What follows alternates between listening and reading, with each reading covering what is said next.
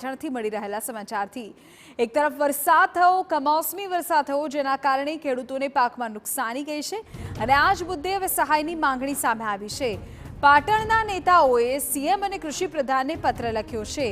ધારાસભ્ય કિરીટ પટેલ, અવિંગજી ઠાકુર આ તમામે પત્ર લખ્યો છે। સાંસદ ભરતસિંહ ડાભીએ પણ સર્વેની માંગણી કરી છે। એરંડા, કપાસ, જીરું, રાયડા સહિતના પાકમાં નુકસાની બદલ સહાય આપવામાં આવે તેવી માંગણી પત્રના માધ્યમથી કરવામાં આવી છે।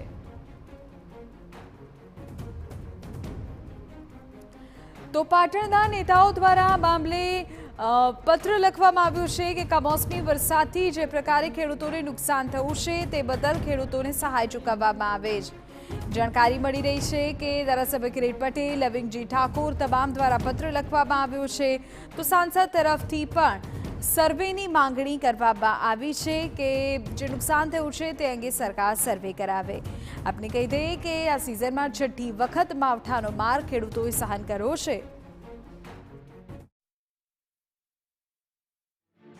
આજે મેં કૃષિ મંત્રીને પત્ર લખી અને ગઈકાલે ઉત્તર ગુજરાત અને પાટણ જિલ્લાની અંદર જે કમોસમી વરસાદ થયો એ વરસાદના લીધે ખેડૂતોને જે નુકસાન થયું છે એનો તાત્કાલિક સર્વે કરાવી અને ખેડૂતોને યોગ્ય વળતર મળે માટે વિનંતી કરી છે।